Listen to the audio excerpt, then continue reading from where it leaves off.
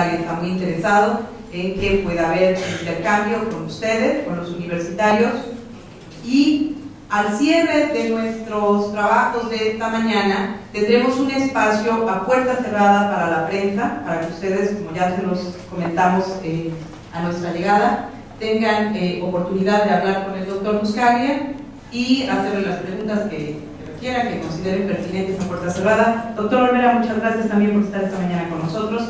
Sin más, los dejamos con el doctor Buscaglia. Muchas gracias.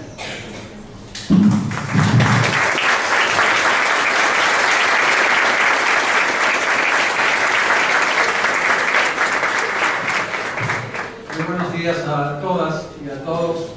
Muy buenos días. Gracias, doctora Beatriz. Es un enorme placer estar con ustedes. Quiero resaltar ante todo el liderazgo intelectual de esta universidad, que es ampliamente conocido, no solamente en México, sino también en el exterior. Le agradezco mucho al señor rector, el doctor Arias Tobillo, por la invitación que me han extendido. Le agradezco a la doctora Beatriz por la iniciativa creativa que ha tenido de encontrarme en diferentes países y hacer posible que esté aquí junto a ustedes. Muchas gracias, doctora. Es demasiado largo esa introducción, yo creo que más que nada dice que estoy pasado de años. Pelo blanco. Le agradezco muchísimo al doctor Alberto Herrera que esté escrito a mí para poder inyectar un poco de control de calidad a todo lo que yo pueda decir. Siempre es bueno tener un experto a mi lado para que después podamos intercambiar ideas. En general quiero comenzar con premisas que no están en la presentación. Les voy a dejar esta presentación, pero no quiero repetirlo. Ustedes me conocen quizás en algunos medios que me gusta conversar con la audiencia cuando hay una audiencia tan heterogénea, tan diversa como la que tengo frente a mí. No quiero ser demasiado abogado, demasiado economista, ni demasiado sociólogo. Quiero hablar, un poco una conversación. La premisa principal que tengo para ya comenzar a zambullirnos en este tema es que México es un gran gigante herido. Es un gigante herido, es un gigante regional, es una de las grandes cunas de la civilización moderna, ha sido referencia histórica para todos los que hemos tenido la ocasión de estudiar los orígenes de las diferentes culturas occidentales, orientales. México, las culturas que se hallaban en este gran territorio fueron tan una de la civilización como las culturas del Éufrates, egipcia, y por lo tanto ver a este país, este gran país, postrado en esta pesadilla causa enorme dolor. Y el dolor no es solamente un dolor teórico para nosotros, sino es un dolor directo, porque en esta gran pesadilla que está viviendo México, todos hemos perdido amigos, colegas, mujeres y hombres que han estado intentando aportar soluciones e implementar medidas concretas para que de alguna manera este país salga de esta situación de inseguridad humana. Yo quiero explicarles después qué es inseguridad humana, para que entremos en cuestiones conceptuales. Le quiero rendir un enorme homenaje a Regina Martínez, que estuvo presente durante mi última ponencia, 2 de marzo, y reportó mi ponencia ante ustedes en ese momento. Hemos sufrido tragedias enormes en esta región. Entonces, cuando uno habla de estos temas, y lo van a ver ustedes en esta presentación, no es solamente un problema teórico, científico, hay carne y hueso detrás de todo. Se pierde a mucha gente buena. Cada Regina Martínez que es asesinada en México es un universo que se pierde de talento, de creatividad, de potencial. Es una tragedia no solamente para la familia y los amigos, sino para toda la sociedad mexicana y para los que admiramos a México como un líder natural de la región. Quiero aclarar esto porque de ninguna manera yo quiero que ustedes se sientan, después de escuchar mis palabras, con que hay algo inevitable en esta situación. No hay nada cultural, ni regional, ni casual que haya puesto a México en esta situación. No es cultural, no es geográfico, ni es casual. No es un fenómeno meteorológico. Esto se pudo haber evitado y se puede evitar. Y hay que mirar hacia el futuro para erradicarlo. Por lo tanto, apoyemos a los que todavía están entre nosotros generando soluciones, generando propuestas y brindándole a los ciudadanos mexicanos información, como están haciendo los medios de difusión que nos rodean aquí. Y los felicito por la valentía que demuestran muchos de ustedes, mujeres y hombres de los medios, al intentar documentar la tragedia de inseguridad humana que vive este Estado y este país, a pesar de las amenazas a sus familias y a sus personas. Quiero que todos los ciudadanos de este país sepan que los periodistas asesinados son un símbolo de la libertad de expresión, son un símbolo de la libertad no solamente de prensa, sino de expresión. Ustedes no se pueden expresar con libertad si no hay una prensa libre que informe. Por eso, cuando existen medios oligopólicos, prebendarios, ligados a los gobiernos de turno, se cercena la libertad de expresión. Y por eso, cuando existe una delincuencia organizada, que son carteles ilegales, que amenazan a esa prensa, también se cercena la libertad de expresión, la libertad de prensa y la libertad de todos ustedes en un sentido global. Por lo tanto, a los periodistas asesinados en esta gran tragedia hay que construirles un memorial nacional con sus nombres y apellidos en ese momento. Porque ese memorial nacional, cuando se construye en Veracruz y en la Ciudad de México, va a representar la conciencia colectiva de todos ustedes. La conciencia colectiva por la libertad. Por lo tanto, eso es muy importante destacarlo, porque forma parte de la solución a todo esto. No se puede combatir a la delincuencia organizada ni prevenirla sin información. Es por eso que la delincuencia organizada se focaliza en asesinar a los periodistas que están haciendo investigaciones patrimoniales que vinculan a los grupos criminales con políticos. Es por eso que la delincuencia organizada se concentra con gran ahínco en asesinar periodistas, porque saben que asesinando a periodistas y cercenándoles la capacidad a los periodistas que queden vivos de informar, están ganando las batallas. Por lo tanto, hay que acompañar al periodismo mexicano, y es muy importante, porque es uno de los roles de la sociedad civil en un sentido preventivo. La sociedad civil no lleva armas, no lleva rifles, pero puede prevenir que se asesinen más periodistas, acompañando y saliendo a las calles, como hacían los colombianos, a pesar de las amenazas, y a millones en Bogotá, en Cali, en Medellín, en los años 90, a repudiar el asesinato de periodistas. Porque en Colombia también se asesinaron muchos periodistas, en Italia también se los asesinaron, y México no está solo. Esta situación ha sido vivida por otros países y se ha contenido este cáncer que llamamos delincuencia organizada. En su versión de guante blanco, entre los empresarios privados que existen, y en su versión armada, que son las caricaturas que presenta la PGR todos los días. Por lo tanto, comencemos a hablar de por qué estamos así, porque si no vamos a pensar que es un fenómeno meteorológico y no podemos avanzar. Todos los países tienen delincuencia organizada. Todos. Ustedes van a ver gráficos en mi presentación donde muestran que Japón, Suecia, Finlandia, todos tienen delincuencia organizada. La diferencia es qué es lo que hace la delincuencia organizada en esos países. En Finlandia y en Suecia se dedican al tráfico de cigarrillos, al tráfico de alcohol, al tráfico de automóviles, pero las autoridades en un estado fuerte los contienen para que los delitos graves no se produzcan. El tráfico de seres humanos es contenido, el tráfico de personas inmigrantes es contenido. El tráfico de drogas es contenido un poco menos, pero es contenido. Pero en todos los países que está la delincuencia organizada, en Finlandia, o en Suecia, o en Japón, no capturan a las autoridades estatales de la manera que la capturan acá.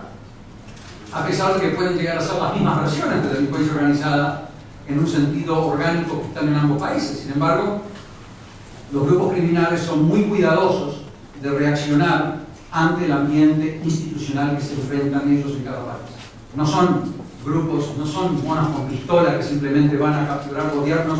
Ellos saben muy bien dónde capturar y dónde no capturar estados. En todos los países hay corrupción.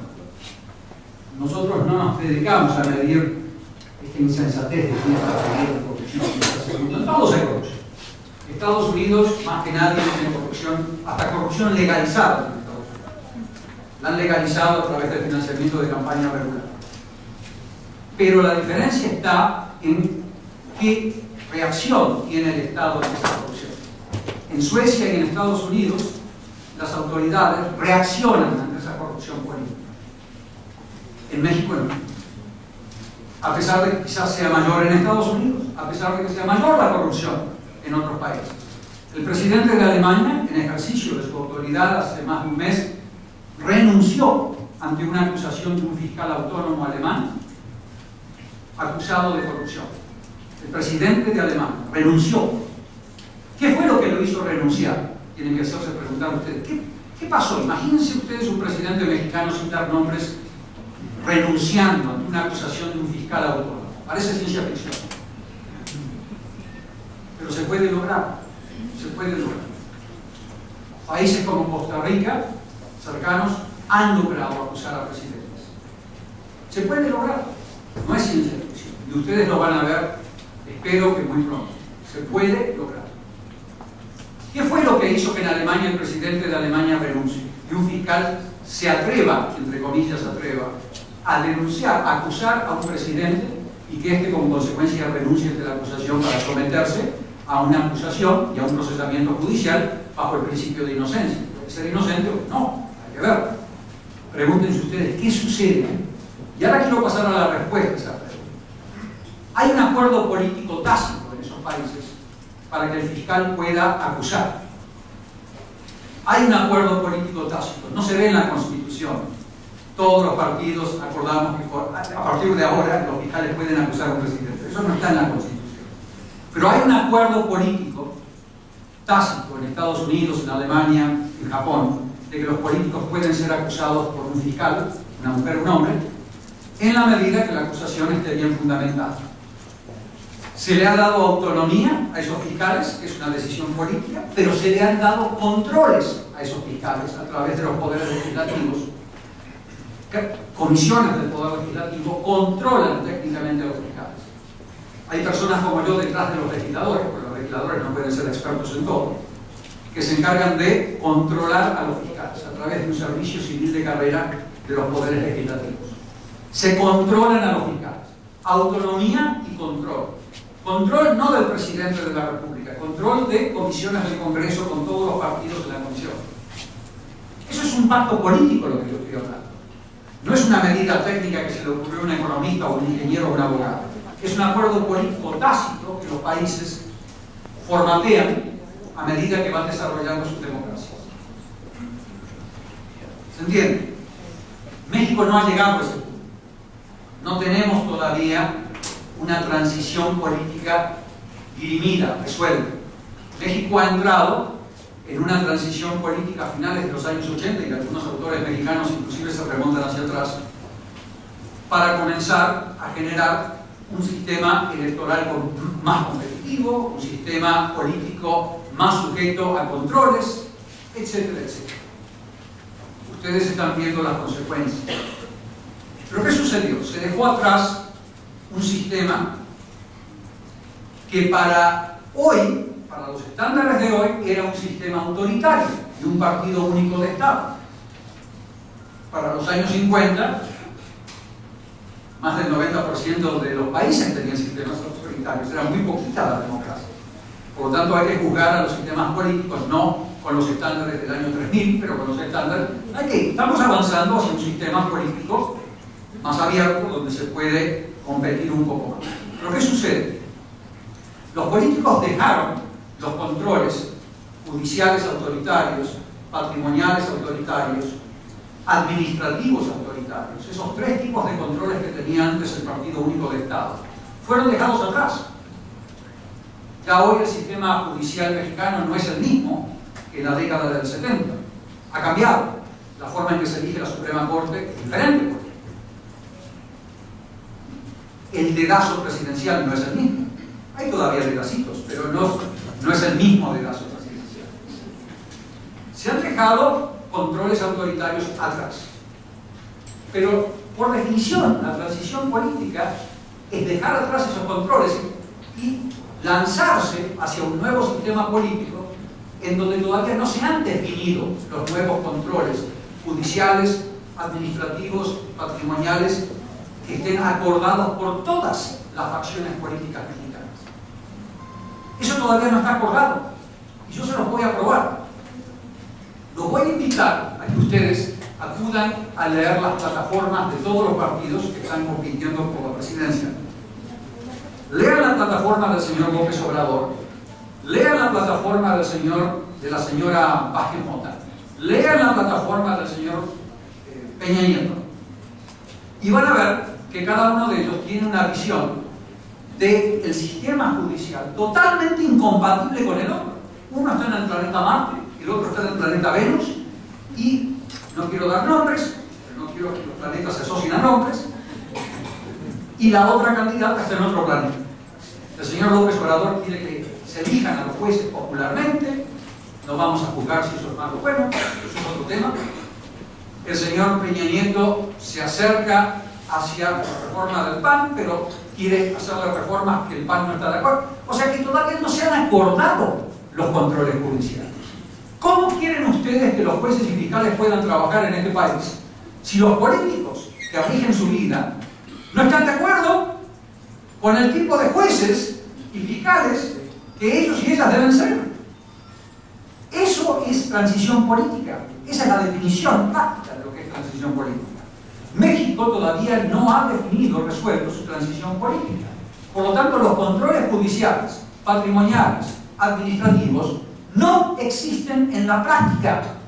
No porque lo diga yo. Vayan a los índices de impunidad que publican todos los organismos internacionales y regionales y se van a encontrar que el 98% de los delitos cometidos en este país no poseen sentencia. Ese índice de impunidad no está basado en el hecho de que todos los jueces son corruptos. No, es una indecibilidad decir que todos los jueces son corruptos. No puede ser. Yo he conocido jueces honestos en México. Sí, he conocido jueces honestos y he conocido jueces corruptos. Todos no son corruptos. No puedes partir de esa premisa. Es demasiado simplista decir todos son malos. No hay controles judiciales acordados por la clase política en este país. Y mientras no haya controles judiciales, el Poder Judicial no funciona. Primero que el juez está mirando detrás de su hombro a ver quién lo va a castigar cada vez que quiera acusar o sentenciar, perdón, a un político, sea municipal, sea estatal o sea federal. ¿A ustedes les parece que una unidad de inteligencia financiera que se supone que tiene que detectar dineros sucios va a empezar a detectar los dineros que entran a la campaña de un político cuando todavía los políticos no están de acuerdo en que esa unidad funcione como tal? Jamás. Sin controles económicos patrimoniales para identificar el dinero sucio, sin controles judiciales para poder sentenciar delitos, sin controles administrativos para poder prevenir la corrupción en los municipios, no pueden tener ustedes ningún tipo de combate a ningún tipo de delincuencia. Ni al ratero que roba carteras, ni al Chapo Guzmán. La clase política mexicana irresponsable que tienen acá, de todos los partidos, no ha llegado a un acuerdo para concluir esta maldita transición política que se traduce en decenas de miles de homicidios, asesinatos al año. Cuando el Estado no posee controles de ningún tipo, como les acabo de describir, por esa falta de acuerdo político fundamental, que los gringos se lo toman como algo normal. Ya, ellos llegaron a ese acuerdo hace muchos años, los suecos, los japoneses. Acá no. Hay una transición política no dirimida, no resuelta.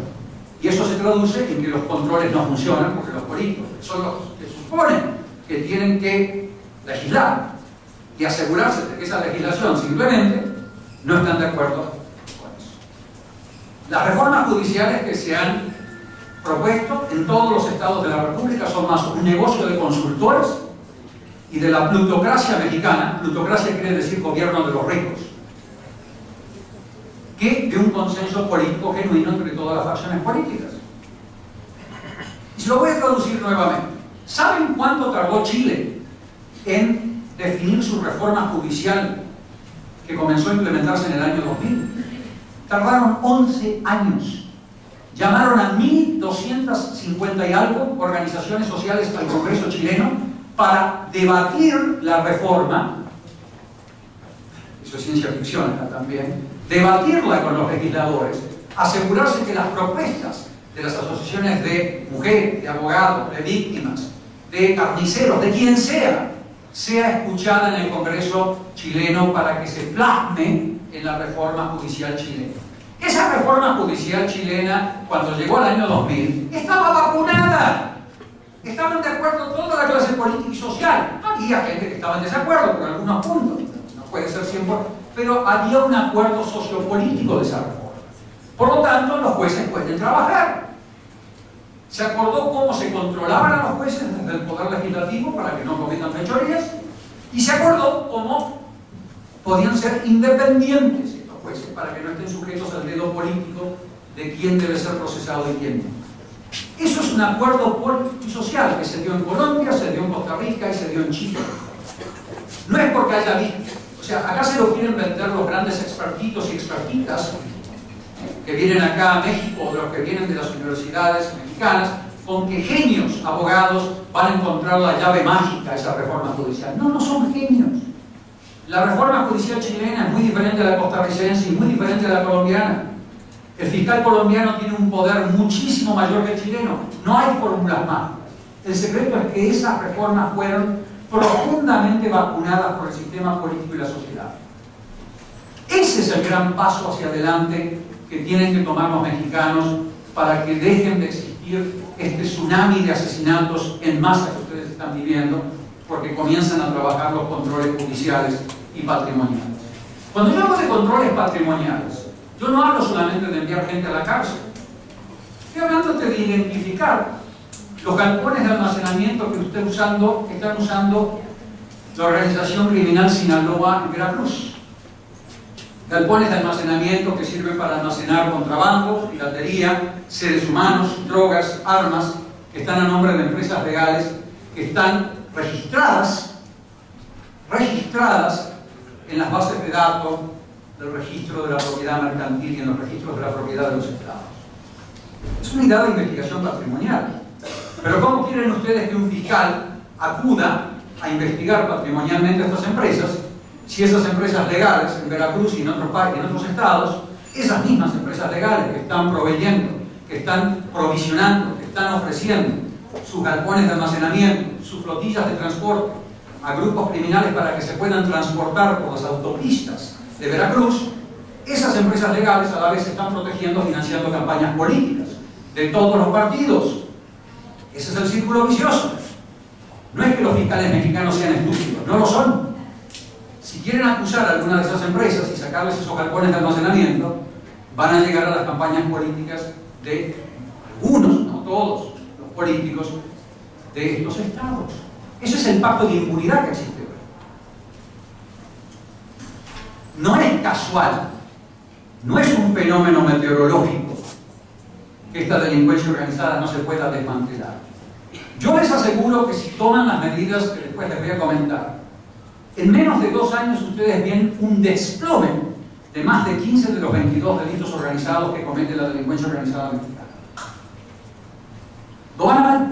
Italia lo vio cuando comenzaron a implementar las medidas, Colombia lo vio, Indonesia lo está viendo. No es un fenómeno meteorológico. Las medidas técnicas que yo ayudo a implementar están ya definidas. Esa es la buena noticia. Sabemos qué hacer.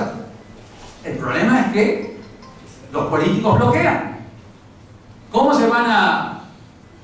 van a decomisar, incautar flotillas de transporte, galpones de almacenamiento de empresas privadas, de mafiosos de guante blanco? ¿Cómo van a decomisar esas propiedades? Yo no estoy hablando de lavado de dinero, es diferencia. Acá no estoy hablando de dinero en el banco, no estoy hablando de dinero en Suiza, estoy hablando de galpones de almacenamiento, cosas que se pueden tocar, que están en el estado de Veracruz. Si el estado de Veracruz no tiene una unidad de investigación patrimonial adecuada, no es casual que no la tenga, no es que no sepa, no es que yo sea un genio y vengo acá a anunciarlo. Se sabe, por Dios, Esto se está haciendo en más de 30 países, con éxito, para contener a los grupos criminales. A los grupos criminales no solamente se los encarcela, se les quita su propiedad para que no se puedan mover, para que no se puedan distribuir, para que no puedan producir. Lo primero que hace un general con 2 neuronas que le funcionan en una guerra es destruir la capacidad productiva del enemigo. No ir contra cada soldado con un rifle. Esto no es física cuántica. Hay que decirlo. Y yo solo no puedo. Yo además ni siquiera tengo la autoridad ni el pasaporte para poder implementarlo. Es una decisión política mexicana, soberana mexicana. Tienen que dirimir esta transición. Acá no hay demonios ni ángeles. No hay que tampoco crear esta caricatura que los políticos son o demonios o ángeles. No. Yo nunca he trabajado con la Madre Teresa en el sistema político de ningún país. Yo nunca he trabajado. Hay casos muy inusuales como el señor Mandela en Sudáfrica, donde se da el caso que es un líder social inigualable, ejemplar, que llega a la presidencia. Inigualable, pero es un caso muy particular. Normalmente los Martin Luther King, los Mahatma Gandhi y los Mandela no llegan a la presidencia. Pero hay que trabajar con lo que hay, por Dios. Y lo que hay es a veces gente de buena voluntad, que tiene demonios y tiene ángeles adentro también, todos. Y hay que trabajar con ellos. A mí me consta que hay políticos mexicanos, mujeres y hombres, que quieren hacer las cosas bien y se arriesgan sus vidas, muchas veces hablando conmigo. Muchas veces son políticos de todos los partidos con los cuales yo he hablado. No hay ningún partido, yo he encontrado buena gente en todos los partidos, que ha intentado hacer las cosas bien.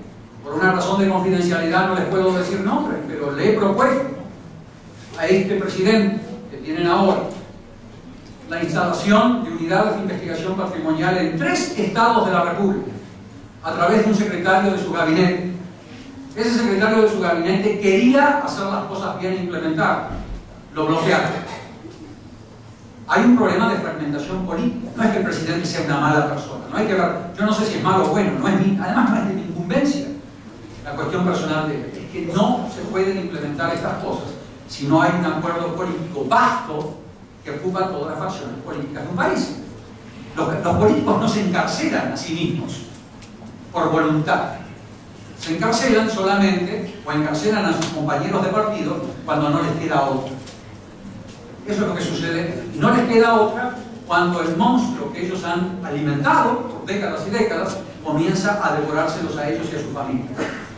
El club más exclusivo de Bogotá, donde cuando yo era funcionario de la ONU nos ponían ahí a vivir, porque los funcionarios de la ONU nunca viven entre los pobres, entre paréntesis. Este es un tema que hay que analizar alguna vez. Siempre van a los lugares más exclusivos a trabajar en Polanco, en la Ciudad de México. Cuando nos hacían quedar ahí porque era el lugar supuestamente más seguro,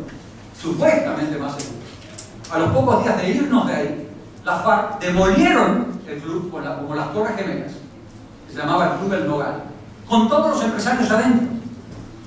Ese dolor le llegó a la élite colombiana que tomaba whisky con Pablo Escobar, que lo invitaba a sus fiestas, que hablaba de legalizar la droga como la solución de todos los problemas existenciales del país.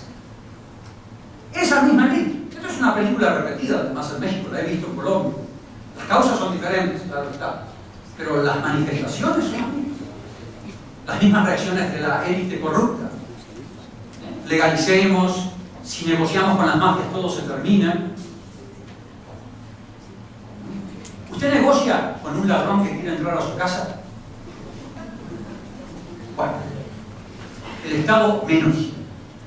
Entonces hay un problema de tomar esas medidas difíciles para las élites, porque los empresarios y los políticos pierden mucho dinero cuando se implementan esas medidas.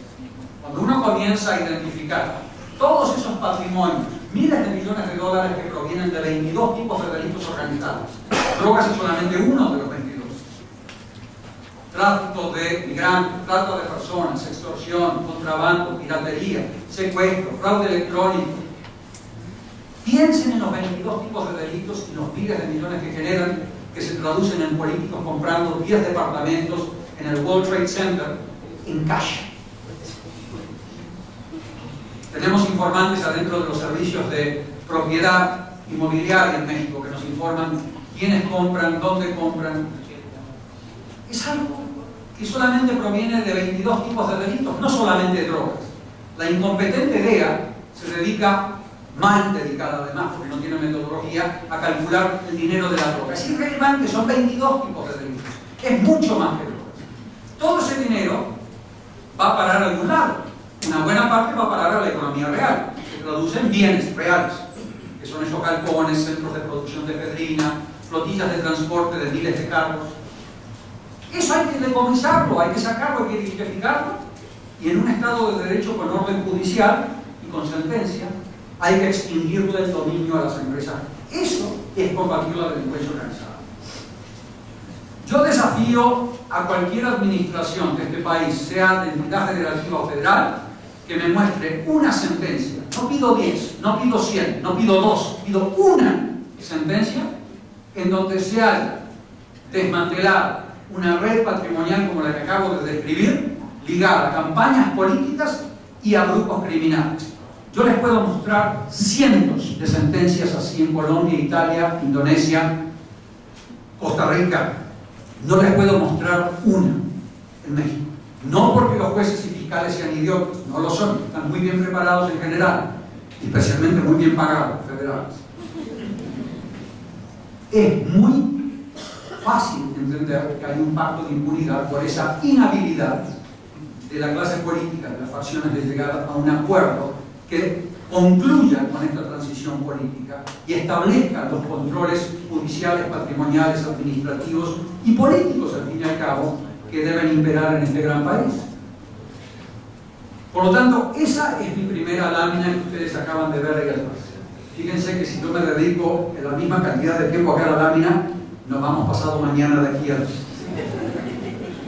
Por lo tanto, quiero dejarlos con esta gran raíz. La violencia mexicana no es un fenómeno meteorológico. Los gringos consumían drogas desde hace décadas, consumen drogas. No porque consumían drogas había esta violencia en la década del 70. Los gringos tienen su propio problema que hay que erradicar, que es el consumo masivo de drogas, que es una vergüenza. Hay que erradicarlo, es un problema de salud que ellos tienen. Pero el presidente no puede ser tan irresponsable de tirarle la pelota a los norteamericanos cuando el demonio lo tiene en su propia casa. Cuando los partidos políticos tienen que tomar las riendas de sus decisiones y llegar a un acuerdo mexicano, no impuesto desde el exterior, no definido desde Estados Unidos o desde Europa, sino definido por políticos mexicanos y la sociedad mexicana. Insisto, estas reformas en los países que se hicieron bien y funcionaron, judiciales, administrativas, patrimoniales, se han hecho con el acuerdo de miles de organizaciones sociales que acudieron al Congreso para estar en desacuerdo o en acuerdo con lo que se proponía. Se plasmaron sus opiniones y se vacunaron esas reformas para que después se puedan implementar.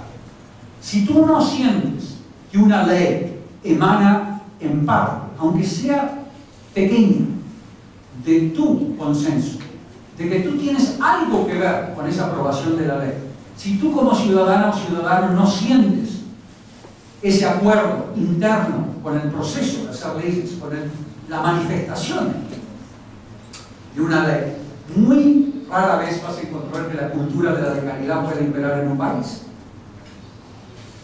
Las leyes no se hacen de arriba hacia abajo, se hacen de abajo hacia arriba. La forma en que hacemos leyes todavía en México es autoritaria. Por eso yo digo que en México no hay democracia. Hay plutocracia, hay mafiocracia, pero no democracia todavía. La va a haber cuando se den estas reformas. Eso es muy importante entenderlo, porque sin esos acuerdos sobre controles, la delincuencia organizada mundial, porque acá además de la delincuencia organizada que ustedes conocen mexicana, de origen mexicana, que ya no es mexicana porque está metida grupos criminales de muchos países en alianza con ellos. Hay un excelente libro de Cintia Rodríguez donde habla de la alianza entre Zetas y la Drangheta, por ejemplo, la Drangheta italiana.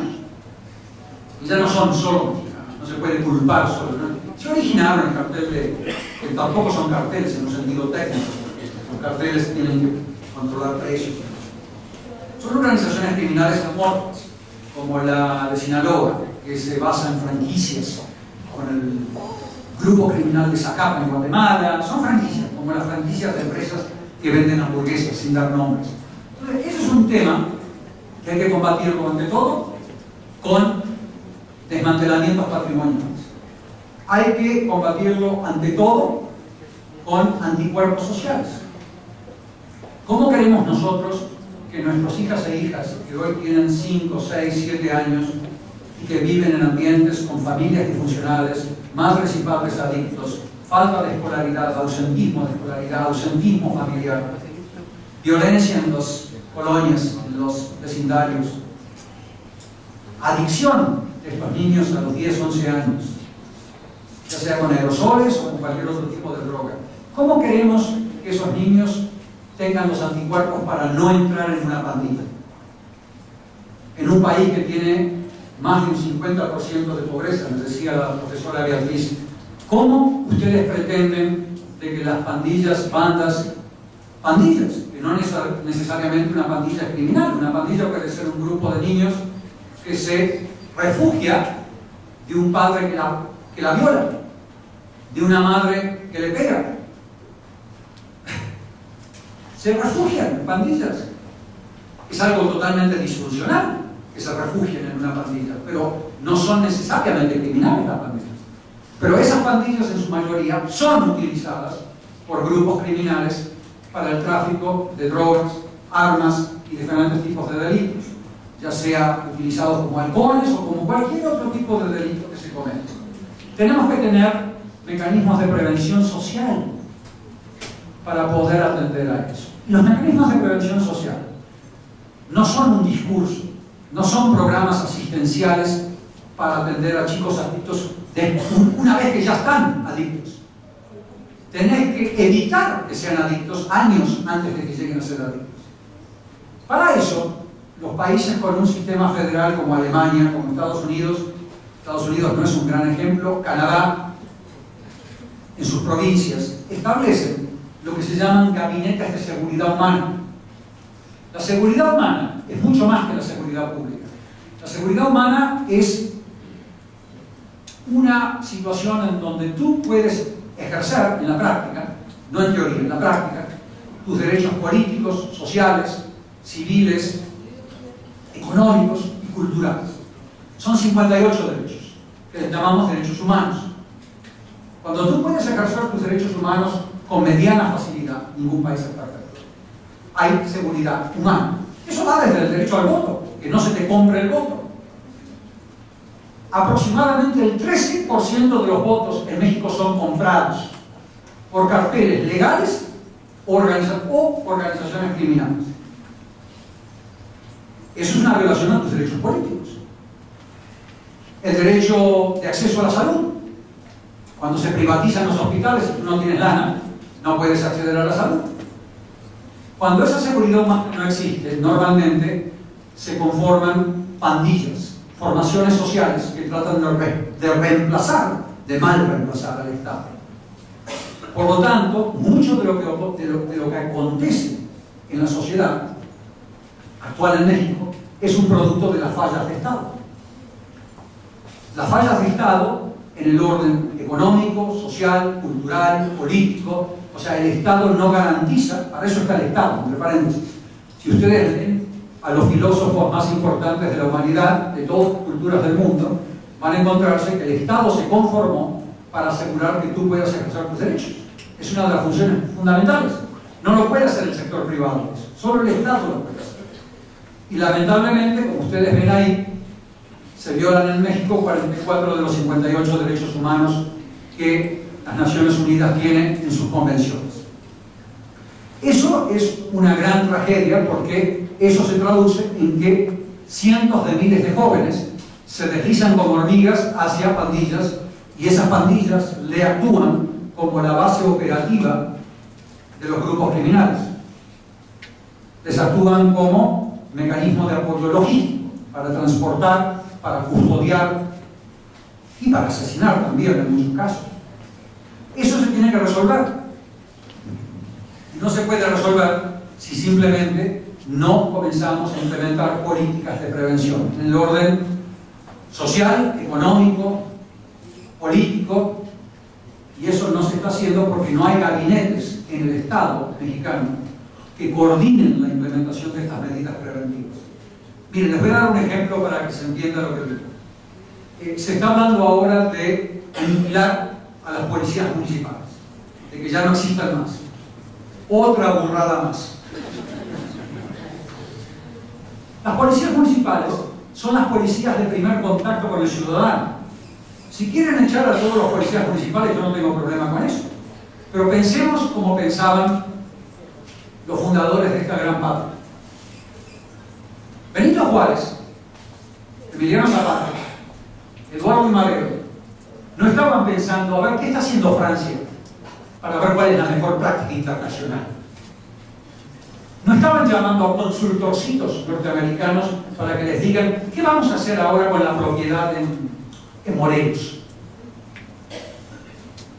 Pensaban fuera de la caja, pensaban fuera del entorno político que los rodeaba.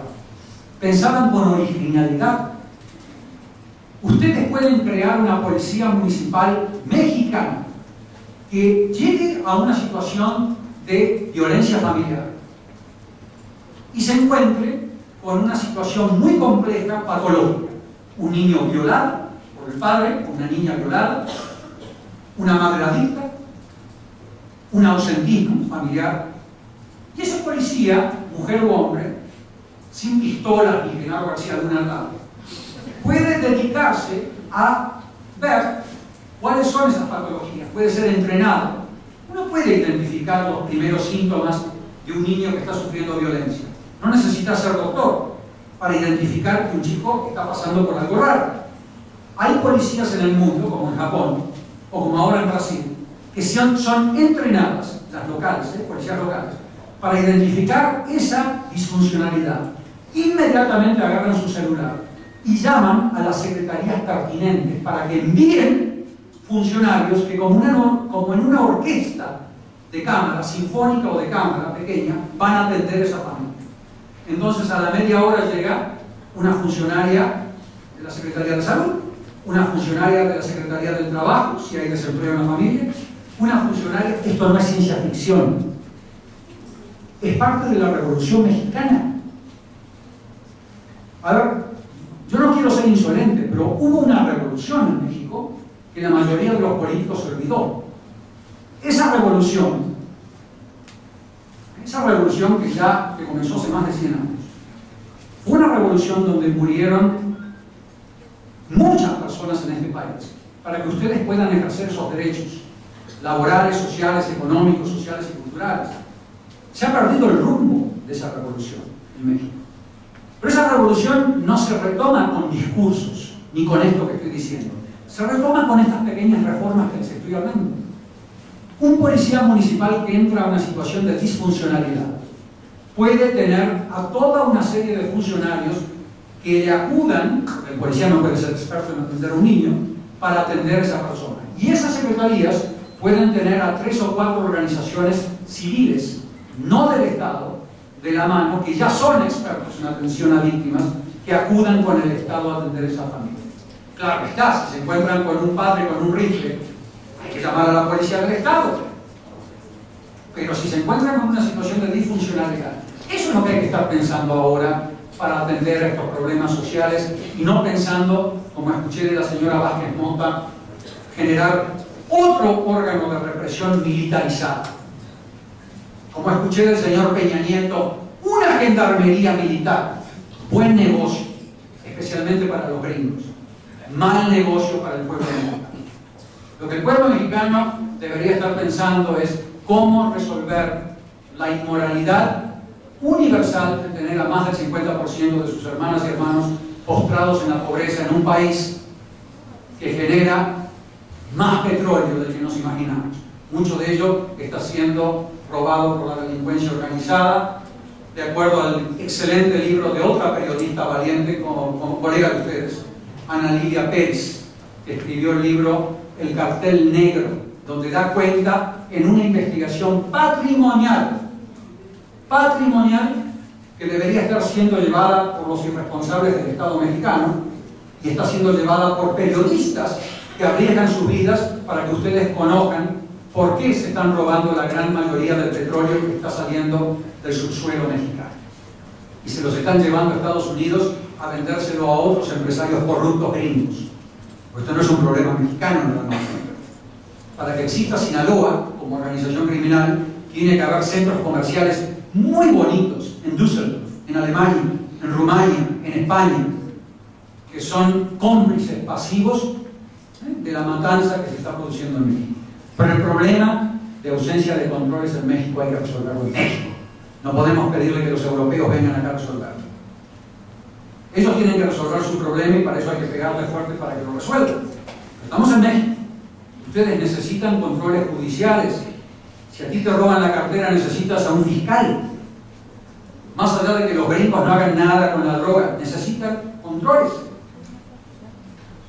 En fin, prevención social es generar mecanismos de gabinetes de seguridad humana que son coordinación entre secretarías a nivel federal, a nivel estatal y a nivel local. Eso no existe hoy en día.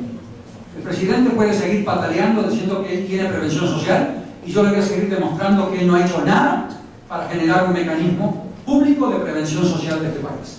Se ha generado mucho en cuanto a programas asistenciales, adictos, a niños, pero todavía el programa de prevención no existe a nivel del Estado, ni del Estado, ni de los federales, ni a nivel local aún menos. A la sociedad civil le digo que tiene que formar parte de esa solución. No pueden estar escribiendo reportecitos para la ONU, no pueden estar dando conferencias en hoteles 5 estrellas todo el día. Tienen que formar parte de la solución. Y hay buenos ejemplos en México de sociedad civil que se está arriesgando la vida y formando parte de la solución. El padre Solalinde, en Oaxaca, que atiende a migrantes que provienen de Centroamérica, los refugia, les da información para que no caigan en las manos de los héroes. El padre Solalinde con su red es parte de la solución. Y si el padre Solalinde tuviese una autoridad que no está corrompida, estaría trabajando con la autoridad para salvar a más migrantes en red. Las sociedades civiles en el mundo trabajan en red con el Estado.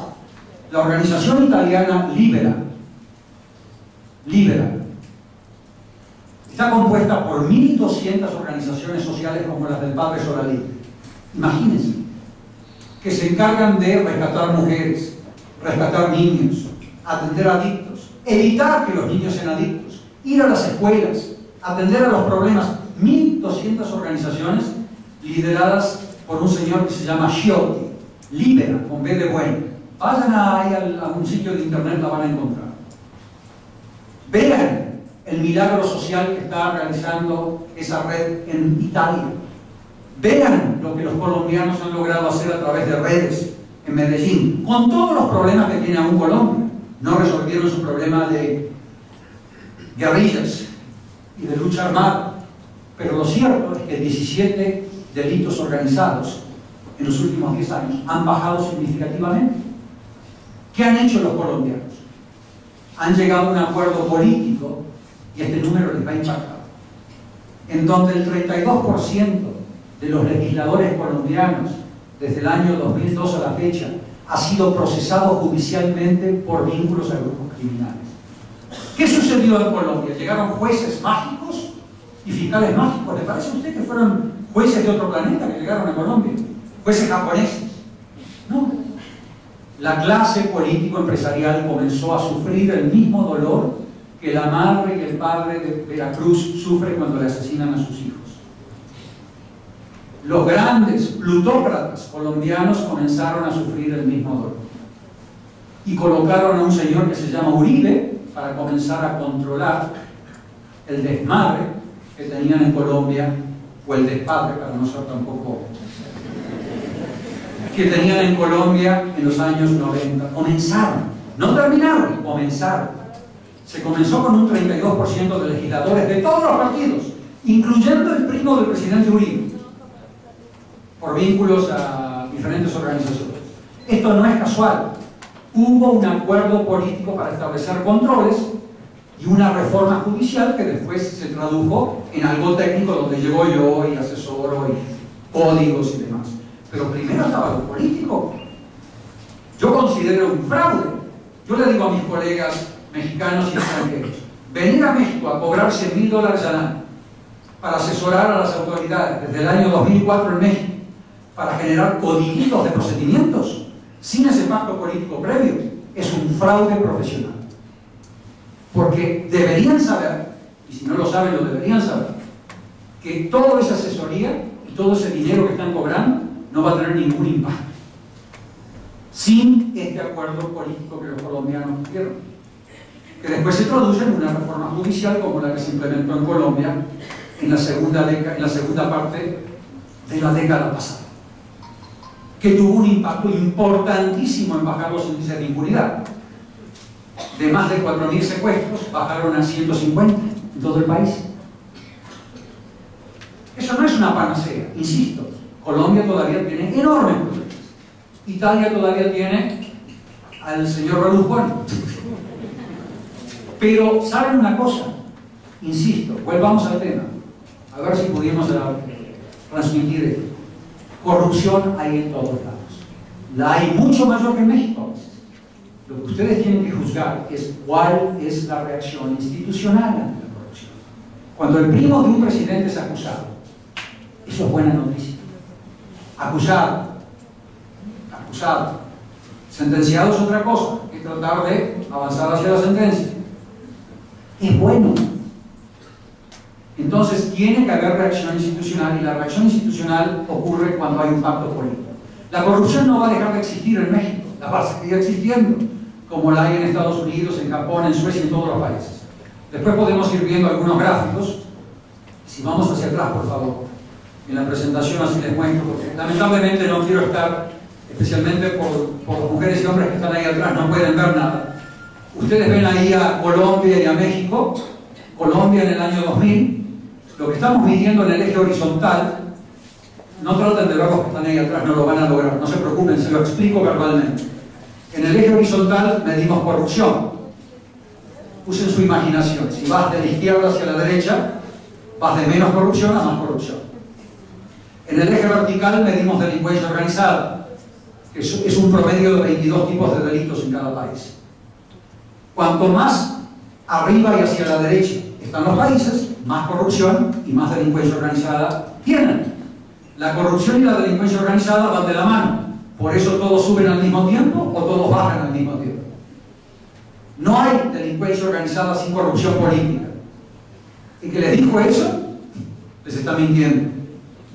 No puede haber corrupción policial sin patrones políticos arriba de los policías. El que les dijo que lo hay, que puede haber corrupción policial solita, les está mintiendo. Esa corrupción en el sector público. Colombia en el año 2000 estaba ahí arriba, con uno de los más altos niveles de corrupción y de delincuencia organizada en el planeta. Miren dónde está Colombia en el año 2006. Bajó estrepitosamente. Si ven ahora en el 2012, que no lo he medido todavía, les puedo asegurar que los índices bajaron también muchísimo, porque yo voy siguiendo los índices. Lo que no he hecho, como estoy en tantos países, es calcular el promedio ponderado. Pero bajó aún más. Fíjense en dónde estaba México en el año 2000. Estaba casi con Colombia ahora. Fíjense dónde está México ahora. Llegando a Afganistán, llegando a Nigeria, llegando... Esa es la obra de la clase política mexicana, sin partidos. Porque aquí la corresponsabilidad va mucho más allá de los pinos. No pueden simplemente echarle la culpa a una administración. No hay solución a esta tragedia sin un pacto entre todos los partidos. Y eso quiere decir que hay que llegar a todas las campañas políticas. Hay que dejar que los fiscales, que conozco a muchos que son de primer nivel, lleguen a identificar los vínculos patrimoniales que financian las campañas en todos los partidos con los cuales se están comprando los aproximadamente 13% de votos en las elecciones pasadas, y espero que sean menos en las elecciones siguientes. Pero un 13% de votos ya puede clasificarse al sistema político mexicano como una mafiocracia,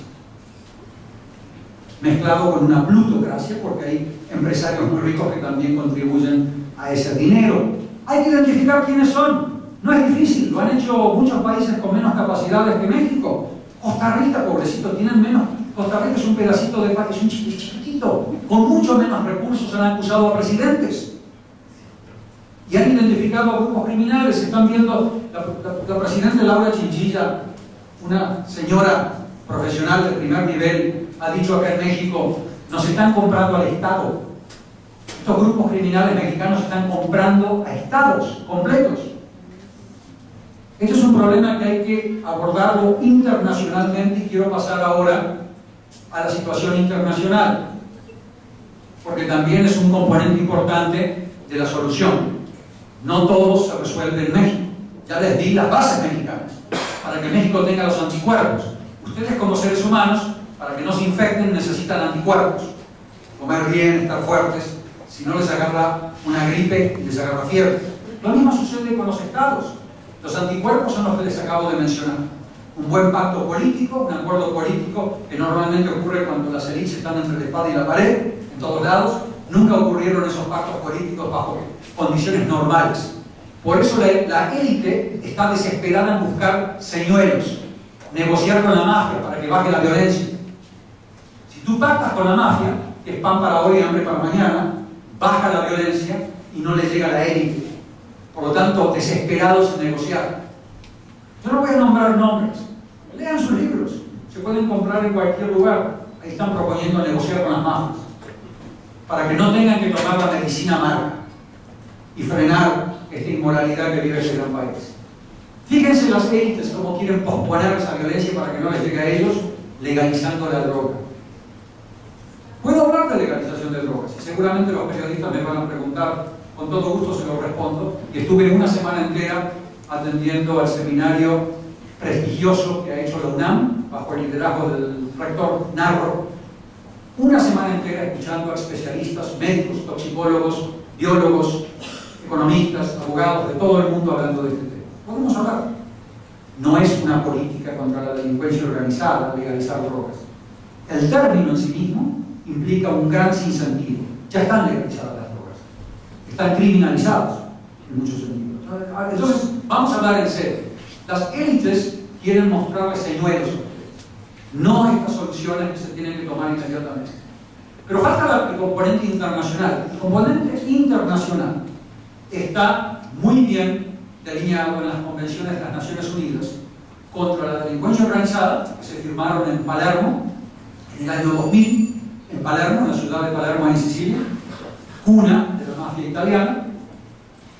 Y ahí, en esos artículos de la Convención contra la Delincuencia Organizada, ustedes tienen todos los mecanismos de cooperación internacional que deben regir para que se combatan a estos grupos criminales, que en el caso de los grupos mexicanos están presentes en 56 países del mundo. Aumentaron de 54 a 56 del año pasado ahora. 56 países del mundo. Ahí están los artículos que hacen a la cooperación entre autoridades internacionales para decomisar, incautar bienes. La organización Sinaloa tiene bienes en decenas de países, no solamente aquí. Tienen tierras en Guatemala y Honduras, tienen centros comerciales en Panamá. Todos esos bienes hay que decomisarlos de manera coordinada entre fiscales de muchos países para poder identificarlos y quitarles esos bienes. Eso está en la Convención de Palermo, que yo les puedo invitar a que lean. No hay que ser abogado para entenderlo. México está violando el 63% de los artículos de esa convención. Y hemos hecho ese análisis no a través de transacciones, sino a través del análisis de expedientes judiciales que en su momento las autoridades de la PGR, cuando estaba José Luis Santiago Vasconcelos, una figura de primer nivel internacional que México tenía como jefe de la Fiscalía Antimafia, que cayó del cielo en un avión en el año 2008 junto con el señor Murillo.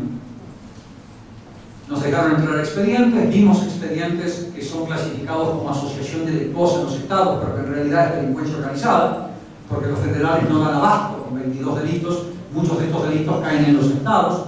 Hemos examinado expedientes y a través del examen de muestras de expedientes hemos encontrado estas violaciones a los artículos, que ahí tienen algunos artículos adelante de ustedes. El artículo 12 de la Convención de Palermo hace a cuán bien o cuán mal se están decomisando Se les están quitando activos a los grupos criminales. En México se hace poco o nada, ya reconocido por organismos internacionales, no solamente yo. Eso lo dije con la señora Aristegui en el año 2006.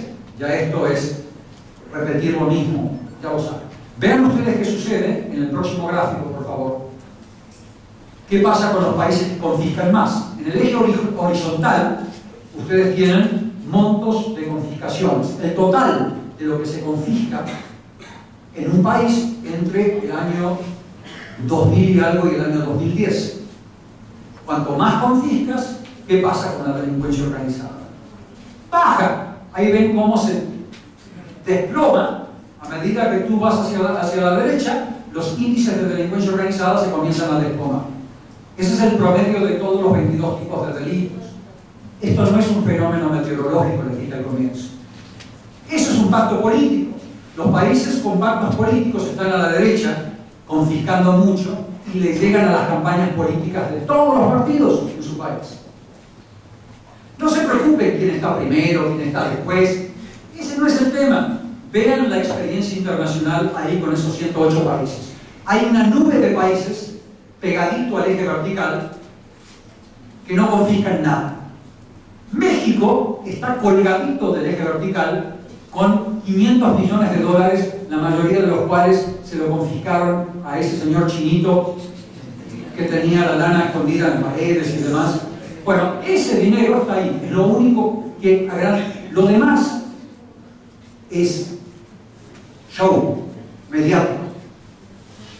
La lista debajo del colchón. No están llegando a los miles de galpones de almacenamiento, fábricas, galpones de almacenamiento donde están almacenando a nuestras hermanas y hermanos en el tráfico y trata de seres humanos. No están llegando a las flotillas de transporte con los cuales los Zetas, Sinaloa, etcétera, se transportan de aquí para allá asesinando gente. No están confiscando. Eso es lo que está haciendo los países que están ahí a la derecha. Ustedes ven que hay muchos países que están en el eje vertical por debajo de cero. Si están por debajo de cero, quiere decir que la delincuencia organizada está disminuyendo. El señor Poiré sigue diciendo que las cosas han ido bien. Yo, mientras no vea a México con disminuciones de delitos organizados, no voy a aplaudir a ningún funcionario de este país. El señor Poiré puede bailar y usar todos los sofismas que quiera.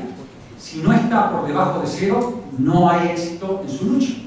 En México está aumentando la delincuencia organizada. Y lo más triste de todo es que se ponen a festejar en conferencias de prensa cuando el índice de aumento disminuye. Escuchen lo que les estoy diciendo. Matan más gente, pero menos gente que antes. O sea, en vez de matar a 20, matan a 10. Y festejan en conferencias de prensa diciendo, fíjense esta región que bien nos está yendo. Esos son los estándares de la Revolución Mexicana. Esos son los estándares de la Revolución Mexicana. Ustedes están en manos, yo no quiero usar más palabras griegas, porque si no se van a ocurrir plutocracia. Los griegos le llamaban kakistocracia, el gobierno de los peores. Están en manos de gente que no debería estar gobernando. Deberían estar en empresas, haciendo buen dinero, quizás en algún país lejos de acá, pero no gobernándoles ustedes. No importa el partido. Esto no es una cuestión ideológica que estoy hablando.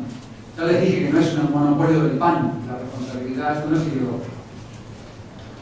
Finalmente, está el ataque a la corrupción política. ¿Cuánto tiempo?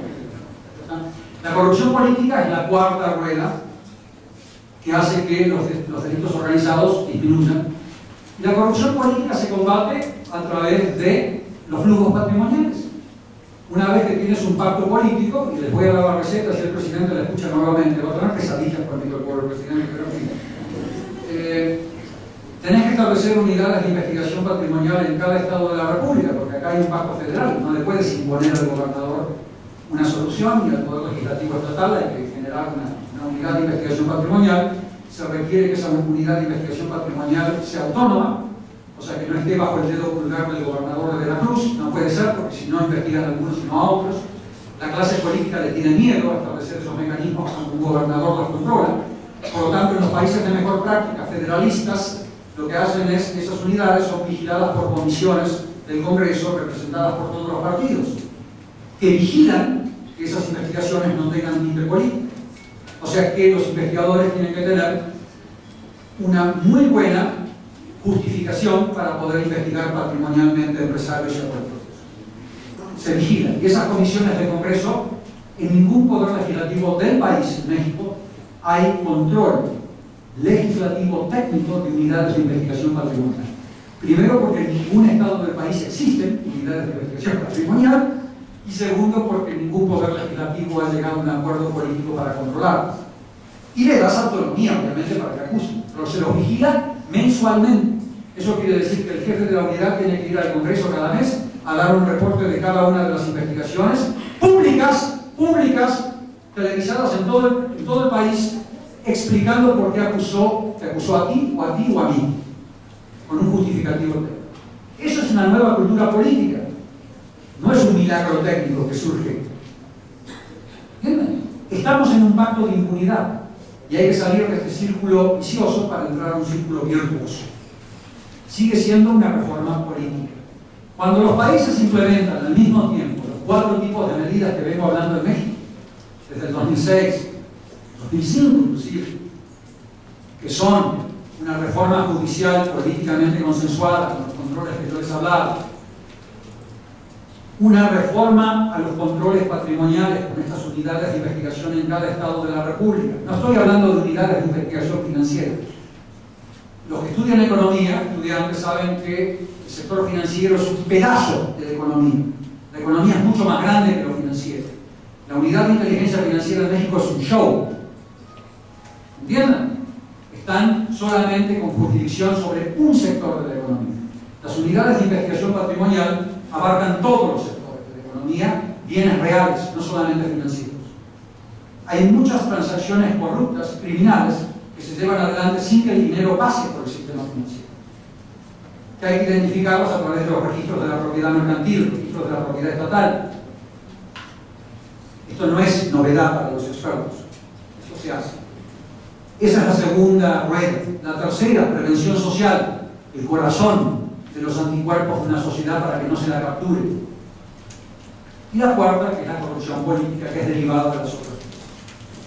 Si se hace eso al mismo tiempo, yo les aseguro, y esto no es una promesa vacía, que los países que han implementado esas 4 áreas de políticas en menos de 2 años comienzan a ver un desplome de la delincuencia organizada, que como buenas empresas, que son como toda empresa, legal o ilegal, van a los lugares donde los costos son menores. Punto. De ahí viene el análisis económico del derecho, el análisis económico de la criminalidad. Esto no es física cuántica. Se requiere ese pacto político. El próximo presidente o presidenta de la República Mexicana va a tener que gobernar con todas las facciones políticas o no va a poder gobernar. Y la presidencia de esa persona, sea mujer o sea hombre, si no gobierna con todas las facciones, llegando a este pacto que acabo de hablar, esa presidencia va a ser un pie de página en la historia mexicana. Y los niveles de ingobernabilidad van a llegar a la Ciudad de México, y puede llegar a ser la situación en este país, si no se llega a ese acuerdo, que la próxima presidenta o presidente de México termina siendo la presidenta de la Ciudad de México, como lo es el presidente Karzai en Afganistán, que no puede gobernar más allá de Kabul. Estos fenómenos suceden y no son un fenómeno meteorológico, no son una reacción tremendista, como a los pistoleros a sueldo disfrazados de académicos les gusta decir, es tremendista.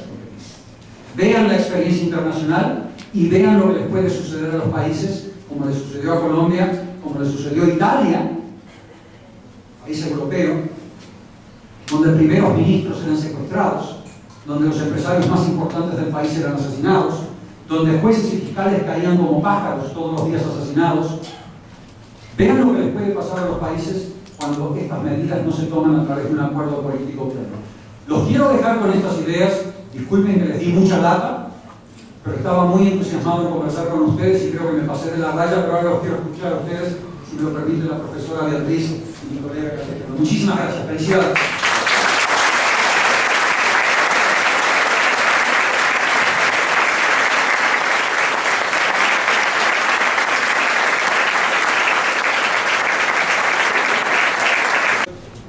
intentar documentar la tragedia de inseguridad humana que vive este Estado y este país, a pesar de las amenazas a sus familias y a sus personas.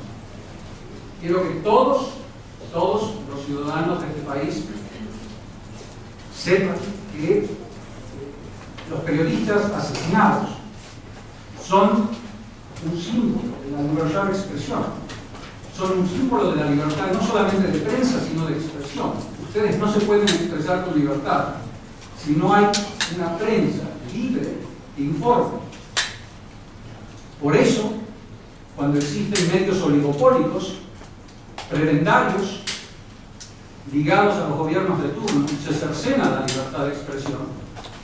Y por eso, cuando existe una delincuencia organizada, que son carteles ilegales, que amenazan a esa prensa, también se cercena la libertad de expresión, la libertad de prensa y la libertad de todos ustedes en un sentido global. Por lo tanto, a los periodistas asesinados en esta gran tragedia hay que construirles un memorial nacional con sus nombres y apellidos en ese momento. Porque ese memorial nacional, cuando se construye en Veracruz y en la Ciudad de México, va a representar la conciencia colectiva de todos ustedes.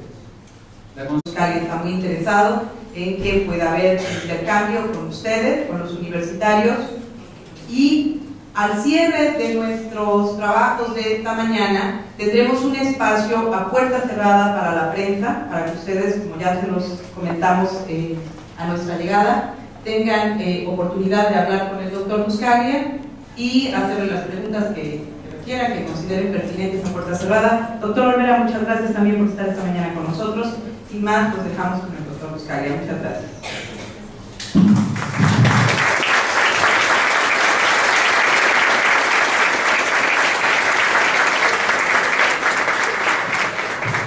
Muy buenos días a todas y a todos. Muy buenos días. Gracias, doctora Beatriz. Es un enorme placer estar con ustedes. Quiero resaltar ante todo el liderazgo intelectual de esta universidad, que es ampliamente conocido, no solamente en México, sino también en el exterior. Le agradezco mucho al señor rector, el doctor Arias Tobillo, por la invitación que me han extendido. Le agradezco a la doctora Beatriz por la iniciativa creativa que ha tenido de encontrarme en diferentes países y hacer posible que esté aquí junto a ustedes. Muchas gracias, doctora. Es demasiado largo esa introducción, yo creo que más que nada dice que estoy pasado de años. Pelo blanco. Le agradezco muchísimo al doctor Alberto Vera que esté junto a mí para poder inyectar un poco de control de calidad a todo lo que yo pueda decir. Siempre es bueno tener un experto a mi lado para que después podamos intercambiar ideas. En general quiero comenzar con premisas que no están en la presentación. Les voy a dejar esta presentación, pero no quiero repetirlo. Ustedes me conocen quizás en algunos medios que me gusta conversar con la audiencia cuando hay una audiencia tan heterogénea, tan diversa como la que tengo frente a mí. No quiero ser demasiado abogado, demasiado economista, ni demasiado sociólogo. Así hablar, una conversación. La premisa principal que tengo para ya comenzar a zambullirnos en este tema es que México es un gran gigante herido. Es un gigante herido, es un gigante regional, es una de las grandes cunas de la civilización moderna, ha sido referencia histórica para todos los que hemos tenido la ocasión de estudiar los orígenes de las diferentes culturas occidentales, orientales. México, las culturas que se hallaban en este gran territorio fueron tan una de la civilización como las culturas del Éufrates, egipcia, y por lo tanto ver a este país, a este gran país, postrado en esta pesadilla causa enorme dolor. Y el dolor no es solamente un dolor teórico para nosotros, sino es un dolor directo, porque en esta gran pesadilla que está viviendo México, todos hemos perdido amigos, colegas, mujeres y hombres que han estado intentando aportar soluciones e implementar medidas concretas para que de alguna manera este país salga de esta situación de inseguridad humana. Yo quiero explicarles después qué es inseguridad humana, para que entremos en cuestiones conceptuales. Le quiero rendir un enorme homenaje a Regina Martínez, que estuvo presente durante mi última ponencia, 2 de marzo, reportó mi ponencia ante ustedes en ese momento. Hemos sufrido tragedias enormes en esta región. Entonces, cuando uno habla de estos temas, y lo van a ver ustedes en esta presentación, no es solamente un problema teórico, científico, hay carne y hueso detrás de todo. Se pierde a mucha gente buena. Cada Regina Martínez que es asesinada en México es un universo que se pierde de talento, de creatividad, de potencial. Es una tragedia no solamente para la familia y los amigos, sino para toda la sociedad mexicana y para los que admiramos a México como un líder natural de la región. Quiero aclarar esto porque de ninguna manera yo quiero que ustedes se sientan, después de escuchar mis palabras, con que hay algo inevitable en esta situación. No hay nada cultural, ni regional, ni casual que haya puesto a México en esta situación. No es cultural, no es geográfico, ni es casual. No es un fenómeno meteorológico. Esto se pudo haber evitado y se puede evitar. Y hay que mirar hacia el futuro para erradicarlo. Por lo tanto, apoyemos a los que todavía están entre nosotros generando soluciones, generando propuestas y brindándole a los ciudadanos mexicanos información, como están haciendo los medios de difusión que nos rodean aquí. Y los felicito por la valentía que demuestran muchos de ustedes, mujeres y hombres de los medios.